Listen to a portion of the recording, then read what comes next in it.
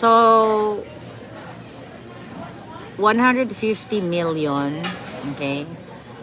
Each, according to our puting ahas, 150 million ang binayad sa mga tiwaling kongresista para pumirma sa articles of impeachment o para nga i-impeach si Inday Sara sa House of Representatives. Imagine nyo, 205 ba silang pumirma? Yeah, more or less, di ba? 205 katao, ay kademonyo pala, 205 kademonyo, hindi katao. 205 kademonyo ang pumirma para i-impeach o in-impeach na nga si Inday Sara kapalit ng 150 million each. Kung sabi ko nga, kung lalawakan ninyo ang inyong mga pangunawa, nasa public tayo palangga, kaya ito lang muna yung boses ko. So kung tatalinuhan ninyo ang inyong pag-iisip,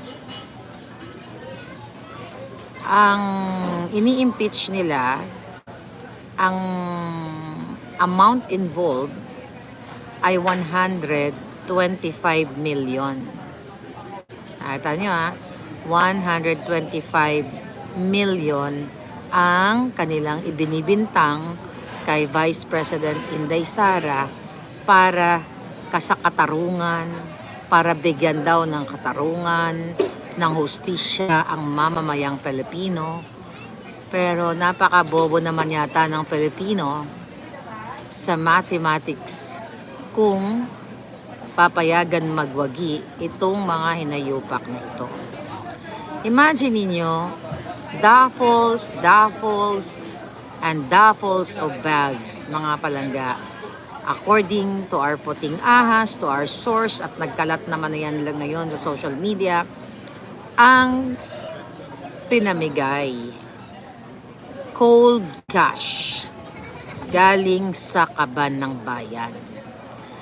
125 million versus 150 million each times 205, kung 205 na mga kongresista. So you do the math. How many billions of money ang ibinayad ninyo? Pera ng taong bayan ang isinuhol sa mga tiwaling mga NPA, mga kaliwa, mga kawatan. Okay? Para tanggalin ang isang vice president na binoto ng taong bayan. Sa dami-dami ng problema, ng kahirapan, inuna talaga si Inday Sara kasi nga, ulit natin, 2000, pag-upo pa lang talaga ni Lisa Tanas at ni Bangag, pinlano na nila natanggalin si Inday Sara. Ganito po ka-traidor, ganito kawalang hiya ang mga bangag. Bangag nga kasi. Ginimes na ganun ang ginawa nila kay Sara Duterte.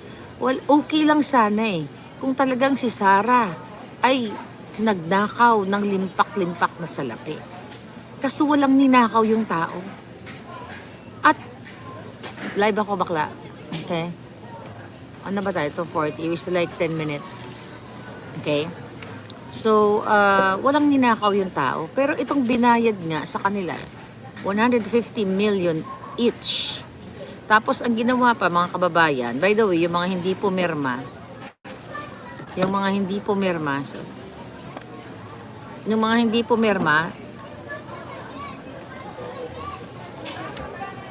tinanggalan sila ng budget para sa kanilang mga distrito. Pag nagkaroon tayo ng time, andun yata, bakling, andyan siya, Pag nagkaroon ng time, ako, kayo dyan, ng mga palangga ko, mga active na active, isa-isahin natin,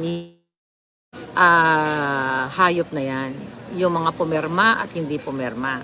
At hindi naman ibig sabihin na hindi pumirma ay kakampi na natin. Katulad ni Zaldico na, I don't know, si Sas yata ang nag-post na nasa New York daw, nasa Amerika, nandito. So ngayon, isa-isay natin na porket hindi pumirma ay kakampi na ng bayan. Grabe ang kawalang hiyaan ng mga jutang Ginemes na ito. Sabi ko nga, kung si Sara sana yung kung ang ginagawa ni Sara ang katulad ng ginagawa ni Lisa Tanas ni Marcos, ang mangidnap ng mga bata, ang mag-smuggle, magnakaw, mag-party, mag-invite ng mga duran-duran at kung ano-ano pa, yan talagang ka-impeach. Pero tinitingnan yung ginagawa ni Vice President Sara. Habang abala si Inday sa kanyang trabaho, abala sa kanyang magandang ginagawa sa ating mga mamamayan sa kabila ng ano tawag dito, pagpunterya sa kanya ng mga bangag na ito. Ito namang mga hinayupak, mga traidor na 200 plus, excuse me, ay abala sa pagkobra ng pera. So, do you think, well, I think dahil hindi pinirmahan o hindi pinirmahan, hindi na-receive ng Senate, kumbaga hindi pa formally, di ba? Ang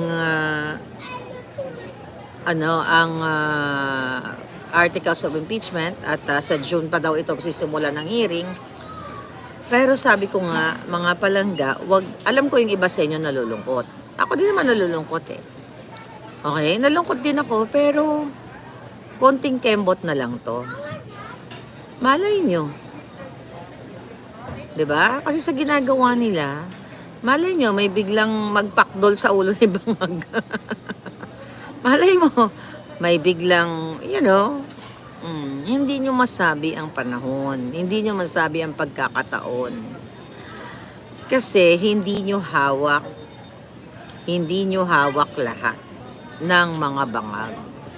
Yang si Charis na yan, buha ka ng inang yan, yung pamilya ni Bangag na mga Adictos Benedictos, lahat ng ninakaw nilang pera, ipapasukan natin sa kanila. Hanggang sa lumuwa na ang kanilang mga kalimutaw. Okay? Ipapaluwa natin sa mga jutang Ginemes na yan ang ginagawa nilang pambababoy sa Pilipino. Dahil ang pambababoy nila kay Sara Duterte ay pambababoy sa lahat ng Pilipino. Dahil sa panahon ngayon, walang matinong proyekto si Bangag. Pinagkakaabalahan ang pagpopolitika, paggigipit, paghihiganti na hindi naman dapat higantihan ang mga Duterte. Dahil wala namang kasalanan ang mga Duterte sa mga Marcos. Sa halip, may utang na loob pa nga ang mga Marcos nung ipinalibing ang tatay ni Bangag. May utang na loob ang mga Bangag sa mga Duterte nung nakipagtandem si Inday Sara. Walang ginawang masama ang mga Duterte sa mga demonyong ito. Kaya talagang hahagupitin sila. Hahagupitin sila ng karma. Kang gaba, dili gyud magsaba. So, abangan ninyo. Dahil pag ang tao ay gumalaw ng bonggang-bongga, baka mag-utod-utod na ang ila mga, you know what I mean? Baka magurgur na sila ng tuluyan sa kanilang ini-enjoy na perang ninakaw nila. Alright? So, yun ang nakikita natin. Ang saya-saya ng Pasko nila, sabi ni Vox. Oo nga. Pasko Christmas in February, di ba? Again, mga kababayan, tignan natin kung saan sila pupulutin. Pero, sabi nga nila, okay, sa mga gantong klaseng unos, laging may kapalit. Okay, na tagumpay.